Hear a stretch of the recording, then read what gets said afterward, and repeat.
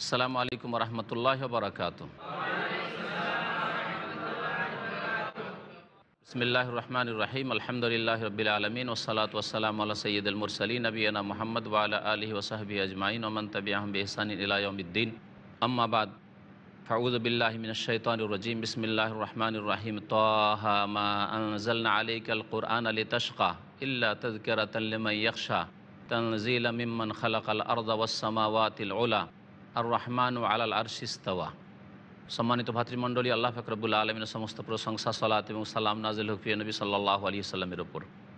আজকে তাফসীর শুরু হবে সূরা তাহা থেকে।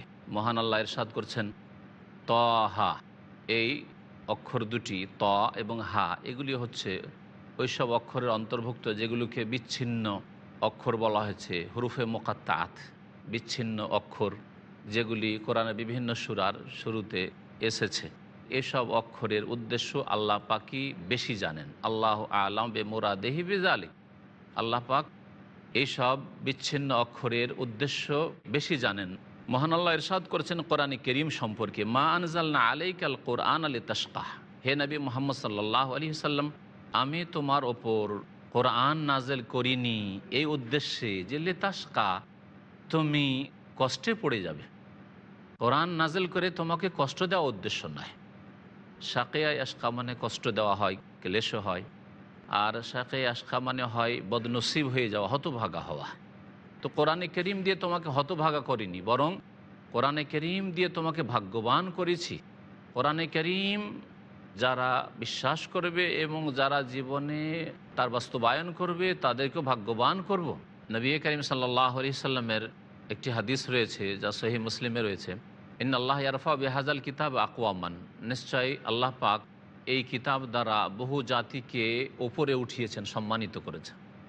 যারা এই কিতাব বিশ্বাস করেছে, আল্লাহ প্রদত্ত, আল্লাহ পাকের বাণী, যারা এর বিধিবিধান বিশ্বাস করেছে এবং এর বাস্তবায়ন করেছে, আল্লাহ পাক তাদেরকে সম্মানিত করেছেন। ওয়ায়াদাও বেহি আখারিন, এবং বহু জাতিকে আল্লাহ পাক এর দ্বারা অপদস্থ করেছেন, যারা এই কিতাবকে অস্বীকার করেছে, এই কিতাবের বাস্তবায়ন করেনি, এই মোতাবেক জীবন গড়েনি। তো আল্লাহ পাক তাই বলেছেন যে কোরআন হে নবী তোমার উপর নাজেল করে তোমাকে ভাগ্যবান করেছি, তোমাকে হতভাগা করিনি। আলে তাস্কার অর্থ হয় কষ্ট দেওয়া, তোমাকে কষ্ট দেওয়া উদ্দেশ্য নয়। নবী করিম সাল্লাল্লাহু আলাইহি সাল্লামের ওপর কোরআনে কারীম নাজেল হতো, দিনের দাওয়াত দিতেন, কোরআনের দিকে আহ্বান করতেন। যখন লোকেরা বিশ্বাস করত না, ইসলাম গ্রহণ করত না, তখন তিনি অত্যন্ত পেরেশান হয়ে যেতেন। মনে হচ্ছে নিজের প্রাণকে তিনি নিজে ধ্বংস করে ফেলবেন, মরে যাবেন। লাআল্লাকা বাখিউন নাফসাকা, আল্লাহ পাক সূরা কাহফে আরও একটি আয়াত রয়েছে, হে নবী মনে হচ্ছে যে তুমি নিজেকে ধ্বংস করে ফেলবে। ইনলাম ইউমিনু বিহাযাল হাদিস, যদি এই বাণীর প্রতি তারা ঈমান না নিয়ে আসে, বিশ্বাস করুক আর না করুক, তোমার কর্ম হচ্ছে মানুষের কাছে পৌঁছিয়ে দেওয়া, আর বিশ্বাস করা, মেনে নেওয়া, কর্ম করা তাদের কাজ। যদি তারা না করে তাহলে তাতে তোমার কোনো যায় আসে না। তোমাকে কষ্ট দেওয়া উদ্দেশ্য নয় যে তুমি কষ্টে পড়ে যাবে। ইল্লা তাযকিরাতাল লিমান ইয়াখশা, তবে কোরআন হচ্ছে উপদেশ ওই সব ব্যক্তিদের জন্য, বিশেষ করে যারা ভয় করে। কোরআন প্রত্যেকের জন্য উপদেশ, কিন্তু এই উপদেশ থেকে উপকৃত হবে একমাত্র ওরা যাদের অন্তরে ভয়ভীতি আছে, যারা আল্লাহ পাকের ভয় করে, আল্লাহ পাকের যেসব কথা রয়েছে সেসব কথা বিশ্বাস করে, ভয় করে এবং ভয় করে চলে। এই জন্য সতর্ক চলে। আপনি কোনো রাস্তায় যদি চলেন আর যদি চিন্তাশীল হয়ে চলেন যে কোথায় পা রাখতে হবে, কোথায় রাখতে হবে না, দেখে শুনে চলেন, তাহলে আপনি সতর্ক চলছেন ভয়ে। আর যদি আপনি বেপরোয়া চলেন, রাস্তা উঁচু আছে, নিচু আছে, কোথাও গিয়ে আমার পদস্খলন তো ঘটবে না, আমি ক্ষতিগ্রস্ত তো হবে না, এইসব পরোয়া না করে চলেন, তাহলে আপনি জ্ঞানী মানুষ নিশ্চয় নন। তো এতে ওই সব ব্যক্তিদের জন্য উপদেশ রয়েছে যারা ভয় করে, কারণ এই উপদেশ থেকে তারাই উপকৃত হবে। যেমন আল্লাহ বলেছেন হুদাল লিল মুত্তাকিন, কোরআনে কারীমে দিক নির্দেশনা রয়েছে, হেদায়েত রয়েছে আল্লাহ ভীরুদের জন্য, যারা আল্লাহ ভয় করে। দিক নির্দেশনা, হেদায়েত সবার জন্য রয়েছে, সবাইকে রাস্তা দেখায় কোরআনে কারীম, কিন্তু অন্যরা উপকৃত হয় না। পক্ষান্তরে যারা সংযত, পাপমুক্ত, মুত্তাকি, পরহেজগার, আল্লাহ ভীরু, তারা সতর্ক হয় এবং তার দ্বারা উপকৃত হয়। এই জন্য হুদাল লিল মুত্তাকিন বলা হয়েছে। ওই রকমই এখানেও তাই বলা হয়েছে। তানজিলাম মিম্মান খালাকাল আরদা ওয়াস সামাওয়াতিল উলা, এই কিতাব নাজিল করা হয়েছে সেই সত্তার পক্ষ থেকে, মিম্মান খালাকাস সামাওয়াতি ওয়াল আরদ, যিনি আল্লাহ জমিন এবং উচ্চ আসমান সমূহকে সৃষ্টি করেছেন, যিনি জমিন এবং সুউচ্চ আসমান সমূহকে সৃষ্টি করেছেন। আর রহমান ও আলাল আরশিস্তাওয়া, দয়াবান আল্লাহ আরশের ওপর সমুন্নত রয়েছেন। এই আয়াত স্পষ্ট আল্লাহ পাক রব্বুল আলমিনের সত্তার ক্ষেত্রে যে আল্লাহ পাক তার আরশের ওপর সমুন্নত রয়েছেন। পক্ষান্তরে আজকে এই ভ্রান্ত মতবাদ এক শ্রেণীর মানুষদের মধ্যে ঢুকে পড়েছে যে আল্লাহ সর্বত্র বিরাজমান, সব কিছুতেই বিরাজমান, আল্লাহ সব কিছুতেই আর সর্বস্থানে। এই আকিদা ইসলামিক আকিদা নয়। এই বিশ্বাস কোরআন সুন্নাহর বিশ্বাস নয়, কোরআন সুন্নাহর পরিপন্থী বিশ্বাস। এবং তাদের বেশ কিছু আয়াত বুঝতে গিয়ে সংশয় হয়েছে। যেমন আল্লাহ পাক নিকটবর্তী, ফাইন্নি কারিব, নিকটবর্তী মানে সর্বত্র, এটা তো বুঝাই না। ওয়াহু আম্মা আকুম আইনামা কুনতুম, তোমরা যেখানেই থাকো সেখানে আল্লাহ পাক রয়েছেন। এদিকে এক রকমের আয়াত, এই অর্থের একাধিক আয়াত রয়েছে। আর বহু আয়াত রয়েছে যেসব আয়াতে আল্লাহ পাক বলেছেন, যেমন এই আয়াত। এছাড়া আল্লাহুল্লাযী খালাকাস সামাওয়াতি ওয়াল আরদা ফি সিত্তাতি আইয়াম, আল্লাহ সেই সত্তা যিনি আসমান জমিন সৃষ্টি করেছেন। খালাকাস সামাওয়াতি ওয়াল আরদ, আসমান এবং পৃথিবী সৃষ্টি করেছেন। ফি সিত্তাতি আইয়াম, 6 দিনে। সুম্মাস্তাওয়া আলাল আরশ, অতঃপর তিনি আরশের ওপর সমুন্নত হয়েছেন। তো তাহলে কি কোরআনে কারিমে বৈপরীত্য আছে, দ্বন্দ্ব আছে? কখনো দ্বন্দ্ব নেই। তাহলে এই ক্ষেত্রে সমন্বয়ের প্রয়োজন রয়েছে। যারা সঠিক সমন্বয় করতে পেরেছে, আর সমন্বয় আপনার খেয়াল খুশি করলে হবে না। নবী করিম সাল্লাল্লাহু আলাইহি সাল্লাম, তার সাহাবায়ে কেরাম, তাদের বিশ্বাস কী ছিল, তাদের আকীদা কী ছিল, এটা দেখার বিষয় রয়েছে। আল্লাহ পাক রব্বুল আরও ইরশাদ করেছে, আমিনতুম মান ফিস সামায়ে, তোমরা কি নির্ভীক সেই সত্তা সম্পর্কে যিনি মানফিস সামায়, আকাশে রয়েছেন, আকাশের ওপর রয়েছেন। তাহলে আল্লাহ পাক রব্বুল আলামিন সৃষ্টির মধ্যে একাকার হয়ে নন।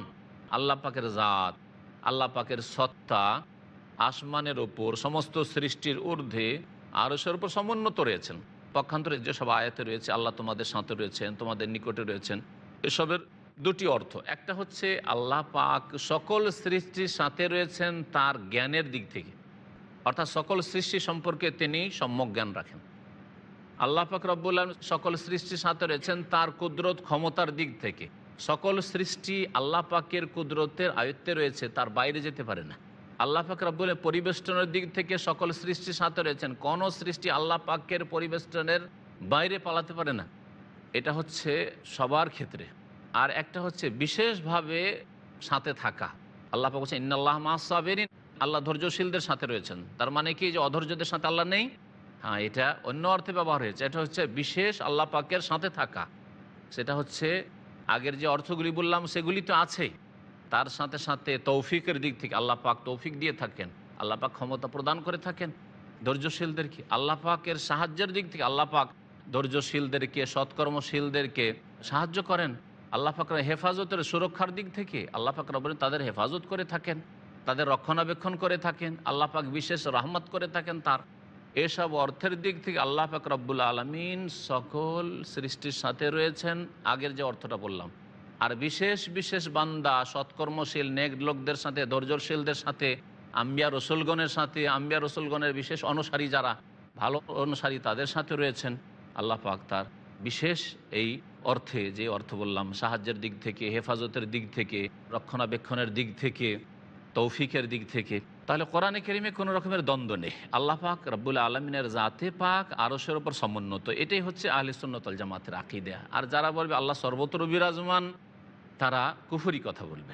মহান আল্লাহ ইরশাদ করেছেন লাহু মা ফিস সামাওয়াতি ওয়া মা ফিল আরদ, তিনি আল্লাহ মালিক ওই সমস্ত কিছুর, যা আসমান সমূহে রয়েছে, ওয়া মা ফিল, আর যা পৃথিবীতে রয়েছে, ওয়া মা বাইনাহুমা, আর যা কিছু এর মাঝে রয়েছে, ওয়া মা তাহতাস সারা, আর যা কিছু রয়েছে ভূগর্ভে। তাহতাস সারা মাটির নিচে রয়েছে, ভূগর্ভে রয়েছে। আল্লাহ পাক রব্বুল আলামিন সূরা তাহার আয়াত নম্বর 7 ইরশাদ করেছেন ওয়া ইন তাজহার বিল কওলি ফাইন্নাহু ইয়ালামুস সিররা ওয়া আখফা, হে নবী তুমি যদি কোনো কথা উচ্চ কণ্ঠে বলো, ওয়া ইন তাজহার বিল কওল, উচ্চ স্বরে কোনো কথা বলো। আল্লাহ পাক সরাসরি সম্বোধন করেছেন রাসূলুল্লাহ সাল্লাল্লাহু আলাইহি ওয়াসাল্লামকে, এবং পরোক্ষভাবে সকলকে সম্বোধন রয়েছে যে কোনো মানুষ যদি উচ্চ স্বরে কোনো কথা বলে, তাহলে জেনে রাখা আবশ্যক যে আল্লাহ পাক সব কথাই জানেন এবং শোনেন। ফাইন্নাহু ইয়ালামুস সিররা, নিশ্চয়ই আল্লাহ পাক গোপনীয় কথা, গুপ্ত কথাও জানেন। এখানে আমাদের অল্প সময়ের বিরতি দিয়ে আবার আমাদের আলোচনার দিকে ফিরে আসছি। আল্লাহ পাক রব্বুল আলামিন যেন আমাদের এই আমল কবুল করেন।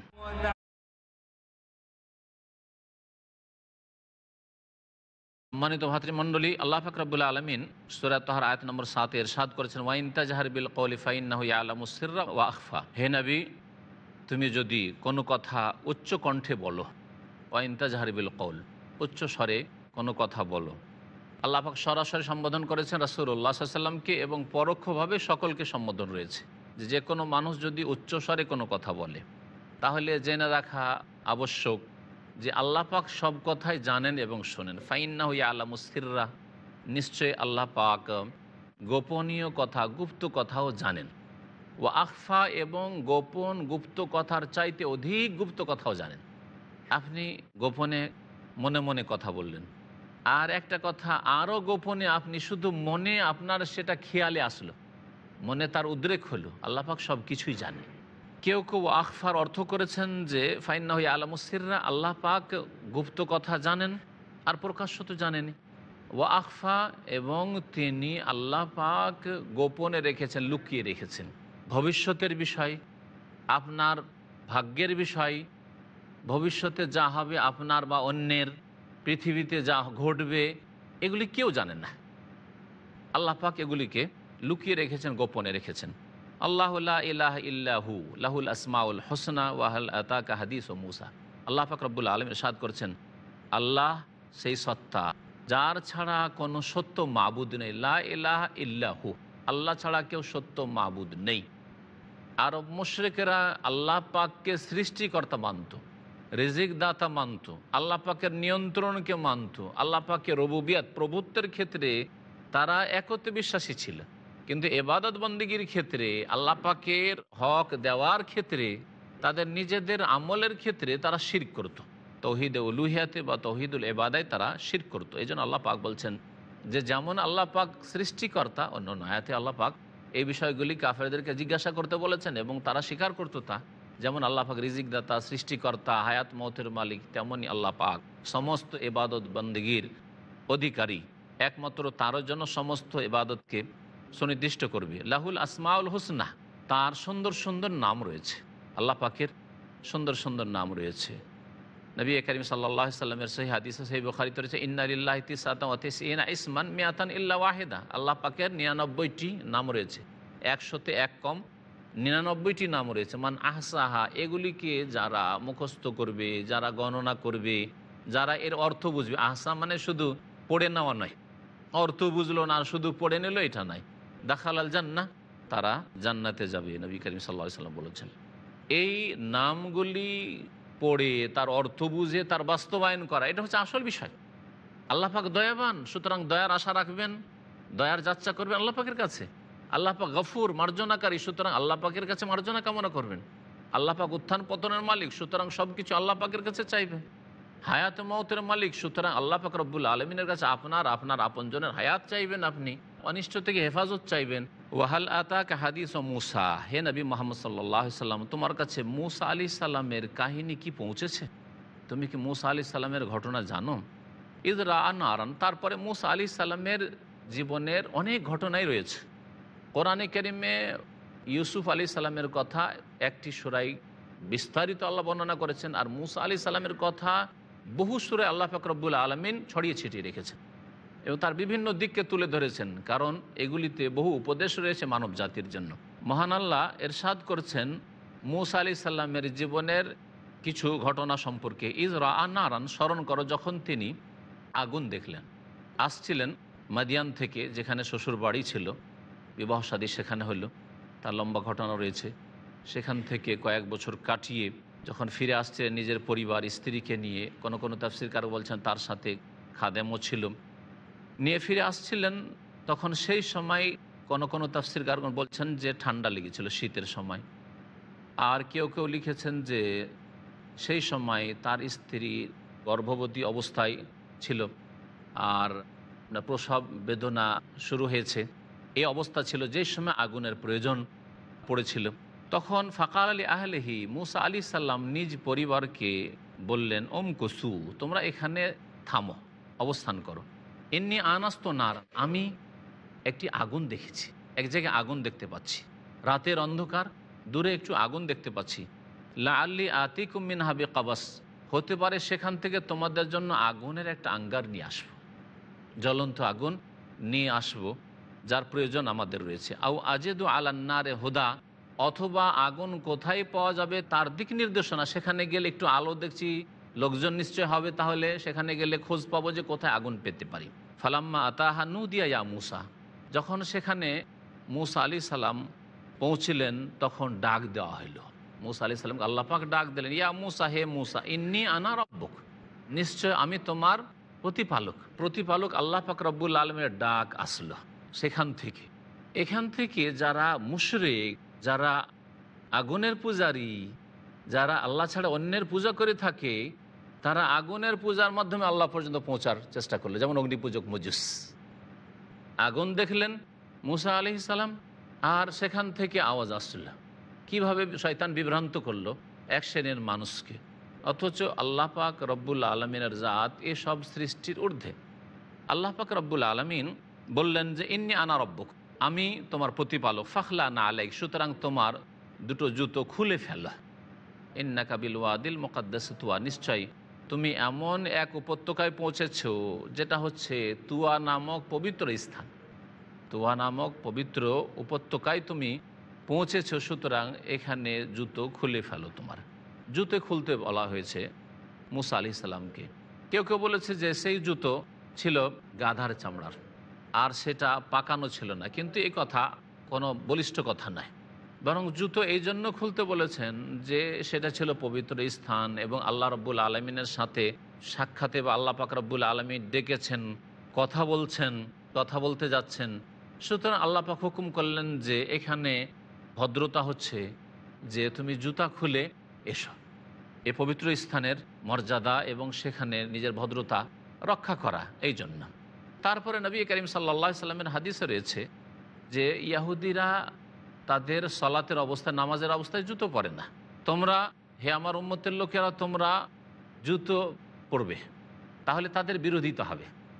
এই জন্য কখনো কখনো যেসব জায়গায় জুতো পরে সালাত আদায় করা যেতে পারে, নামাজ পড়া যেতে পারে, সেখানে জুতো পরে নামাজ আদায় করা, এই ধরনের বেশ কিছু হাদিস রয়েছে তার দ্বারা প্রমাণিত। এই জুতো নিয়েও সমাজে অনেক সময় বাড়াবাড়ি হয়ে থাকে। একদল মসজিদের মধ্যে জুতো পরতে চায়, যেটা বাড়াবাড়ি।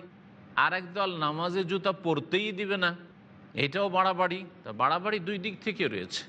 জুতো পরে নামাজ পড়া যায়, আপনি খোলা মাঠে কোথাও নামাজ পড়ছেন, অথবা কাঁচা মাটিতে এমন জায়গায় জুতো পরিষ্কার হয়ে আছে আর সেখানে এমন কোনো কার্পেট নেই যেখানে ময়লা আবর্জনা হয়ে যাবে, তাহলে জুতো পরে নামাজ পড়ে নেন, কোনো অসুবিধা নেই।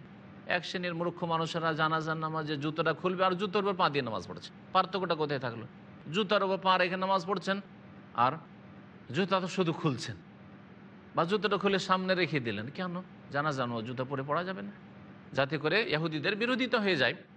যেমন নবী করিম সাল্লাল্লাহু আলাইহি সাল্লাম বলেছেন। আল্লাহ পাক রব্বুল আলামিন তারপরে ইরশাদ করছেন, ওয়া আনাখতারতুকা ফাসতামি লিমা ইউহা, হে মুসা, আমি তোমাকে মনোনীত করেছি, বাছাই করেছি। ফাসতামি লিমা ইউহা, সুতরাং যা তোমার উপর ওহী করা হচ্ছে তা তুমি মনোযোগ দিয়ে শোনো। এখন তোমাকে যা বলছি শোনো। ইন্নানি আনাল্লাহ, নিশ্চয়ই আমি আল্লাহ। লা ইলাহা ইল্লা আনা, আমার ছাড়া কেউ সত্য মাবুদ নেই, আমার ছাড়া কেউ এবাদতের হকদার নেই। ফাবুদনি, সুতরাং একমাত্র আমার এবাদত করো। ওয়া আকিমিস সালাত আলি যিকরি, আর আমার স্মরণের উদ্দেশ্যে সালাত কায়েম করো, নামাজ কায়েম করো। এবাদতের মধ্যে সালাত শামিল, কিন্তু সালাত নামাজের গুরুত্ব আরও বেশি করে প্রকাশ করার জন্য আল্লাহ পাক রব্বুল আলামিন এবাদত, ফাবুদনি, এবাদত বলার পরে ব্যাপক কথা, আম কথা বলার পরে খাস বিশেষ এবাদত নামাজের কথা উল্লেখ করছেন, যাতে করে নামাজের সালাতের গুরুত্ব মানুষ বুঝতে পারে। ও আকিমিস সালাত আলি যিকরি, আমার স্মরণের উদ্দেশ্যে সালাত আদায় করো। কেউ কেউ তাফসির করেছেন আকিমিস সালাত আলি যিকরি, নামাজ কায়েম করো আমার স্মরণ হলে। যদি কখনো ভুলে যাও, যখনই স্মরণ হবে তখনই সালাত আদায় করো। তাই নবী করিম সাল্লাল্লাহু আলাইহি সাল্লামের ওই হাদিস এই অর্থের সমর্থন করে, যে হাদিসে রয়েছে মান্না মান সালাতিন আও নাসিয়াহা ফালিউসাল্লিহা ইযা যাকারাহা, যদি কোনো মানুষ নামাজের সময় অচেতন হয়ে শুয়ে থেকে যায়, না ইচ্ছা করে শুইবেন না, তবে অনিচ্ছাকৃত শুয়ে থেকে গেছেন, ঘুম ভাঙেনি, চেষ্টা করেছিলেন, চেষ্টা করবেন ওটার জন্য, কিন্তু চেষ্টা করার অন্তর্ভুক্ত হচ্ছে যে আপনি অ্যালার্ম লাগিয়ে শুইবেন। দুনিয়ার কাজের জন্য, ডিউটির জন্য আপনি অ্যালার্ম লাগিয়ে রাখেন আপনার মোবাইলে বা ঘড়িতে, আর নামাজের জন্য, ফজরের নামাজের জন্য অথবা কোনো সময় শুয়েছেন, নামাজের সময় হতে যাবে, সেই সময় আপনি সেই ব্যবস্থা রাখবেন, অবশ্যই ব্যবস্থা থাকতে হবে।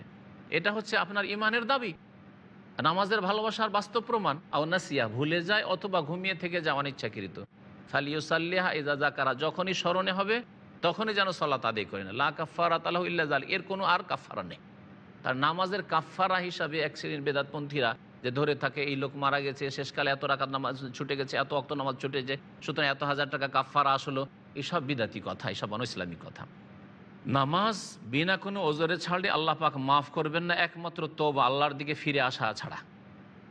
আর যদি কেউ অনিচ্ছাকৃত ভুলে গেছে অথবা ঘুমিয়ে গিয়েছিল, তাহলে যখনই স্মরণ হবে, যখনই ঘুম ভাঙবে, তখনই সালাত আদায় করে নেবে। ইন্না সাআতা আতিয়াতুন, নিশ্চয় কিয়ামত আসবেই, আকাদ উখফিহা, আমি তা গোপনে রাখতে চাই। আল্লাহ বলছেন আমি সেটাকে লুকিয়ে গোপনে রাখতে চাই, তার কথা কেউ জানে না যে কখন আসবে। লেতুজা কুল্লু নাফসিন বিমা তাসা, যাতে করে প্রত্যেক ব্যক্তিকে প্রতিদান দেওয়া সম্ভব হয় ওই অনুপাতে, যে অনুপাতে চেষ্টা সাধনা করেছে। যেমন যে চেষ্টা করেছে, মেহনত করেছে, কর্ম করেছে, সেই অনুপাতে তার ফলাফল পায়। এই উদ্দেশ্যে আমি এই কিয়ামত কায়েম করব। ফালায়াসুদ্দান্নাকা আনহা, হে নবী, তোমাকে যেন এই কিয়ামত থেকে বাধা সৃষ্টি না করে এমন লোকেরা যারা তা বিশ্বাস করে না, কাফেররা, এর জন্য কর্ম করতে বাধা সৃষ্টি না করে। অত্তাবা হাওয়াহু, এবং যারা কুপ্রবৃত্তির অনুসরণ করে, যার ফলে তারা ধ্বংসে পতিত হয়েছে। আল্লাহ পাক রব্বুল আলম যেন আমাদের গুনাহ খাতা মাফ করেন, আমাদেরকে কোরআন বুঝার এবং তার বাস্তবায়নে তৌফিক দান করেন। ওয়া সাল্লাল্লাহু আলা নবিয়িনা মুহাম্মদ ওয়া আলা আলিহি ওয়া সাহবিহি আজমাইন।